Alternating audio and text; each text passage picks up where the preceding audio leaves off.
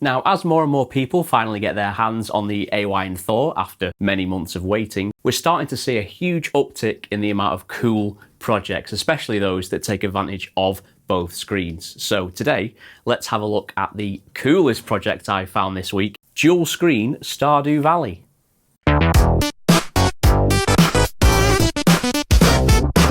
So just before we get started with the setup guide, let's take a quick look at what it actually does. We've got our backpack, we've got me, the time of day, our money, our weather, all great stuff to have. And if I press my triggers, you can see that I can change tool on the fly rather than having the little toolbar that goes across the bottom, which you're probably used to on the PC versions. We also have our crafting menus, which are very handy. We've got our progress, we've got a map, always nice to have. And as I move along the map, you can see that I'm actually moving. If I just zoom in a little bit here, you can see as I move on the screen, the map moves as well, which is great. We've got our journal to see our quests. We've got our relationship, our friendship meters, where you can see the gifts and things like that. And we've also got the gift guide, which is very handy. Rather than having to consult the wiki, you know what everyone's loved gifts are. Obviously, the more villages you unlock, the more will appear. We've also got our forestry and our fields, although I think this might still be a work in progress because it doesn't actually show a great deal. And then we've got our machines, so you can see your machines, your fruit trees, and your animals if they're available to harvest. And we've also got our community center, so we can see, oh, it just crashed. So obviously it is currently very, very early in release, so do expect some bugs. I believe the only bug I had so far in testing this is with the community center tab, so hopefully that's resolved very, very quick. Yep, you can see it crashed again. So hopefully that's something that can be resolved very, very quickly. We have our calendar where you can check out the birthdays, events, things like that, things that I'm always forgetting. And then this little menu here, you can customize the background of the app itself, which is a nice little addition. So in order to set this up, we're going to need to go to GitHub. So all the links for these will be in the description, so don't worry too much. So once you're on this page, you're going to want to come down, and then you're looking for releases. So if you just tap this little link here in the releases, this will give you the link. So if you scroll down on this page, you're looking for a few files. Firstly, we're going to need...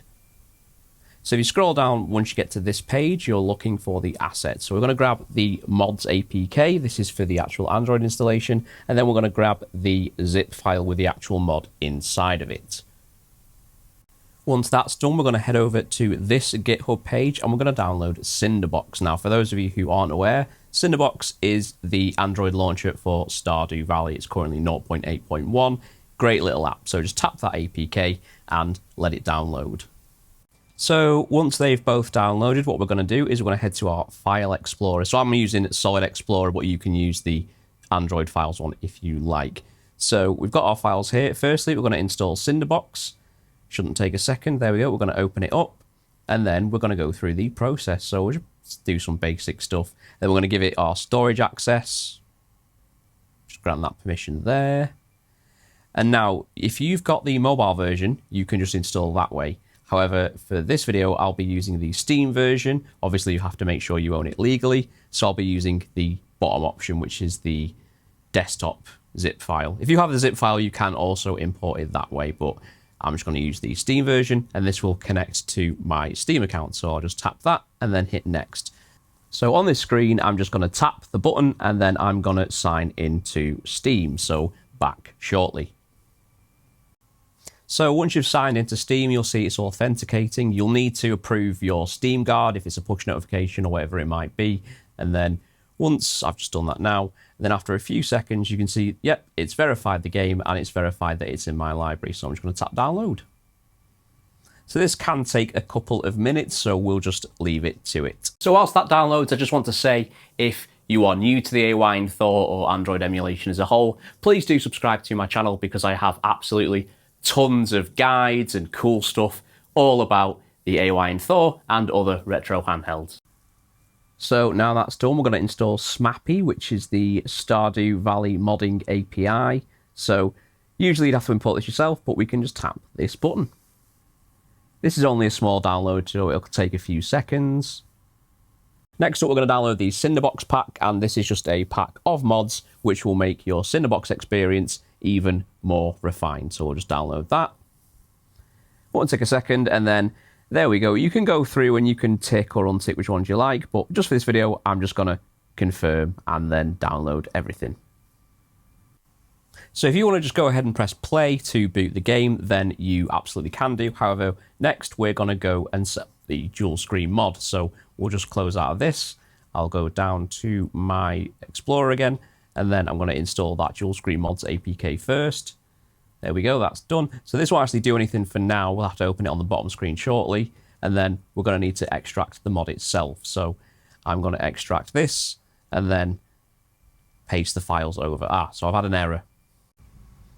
So what I had to do in order to mitigate the error was I had to actually extract this on my PC and then transfer it over. I believe it was to do with the way the files were labeled.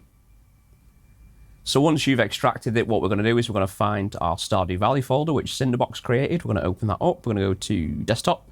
We're going to go to mods, and then what we're going to do is we're going to press and hold.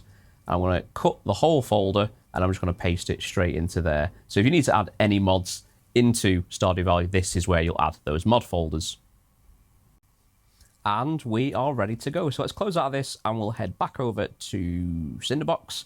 And then what we're going to do is we are going to boot up the CINDERBOX app first, and then on our bottom screen we're going to get that dual screen mods.